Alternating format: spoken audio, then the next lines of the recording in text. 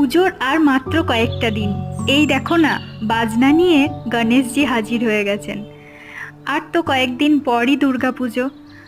গণেশ পুজো এলেই মনে হয় দুর্গাপুজোও চলে এসছে। দিনটা আমরা কিভাবে সেলিব্রেট করলাম সেটাই তোমাদের সাথে একটু ভাগ করে নিচ্ছি।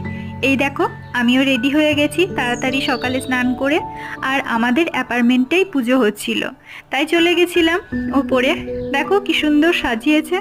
গণেশ ঠাকুরের মূর্তিটা এত কিউট ছিল, আর ওখানে সামনের রঙ্গোলিটাও খুব সুন্দর ছিল। ওটা পুরো ফুল দিয়ে করা ছিল।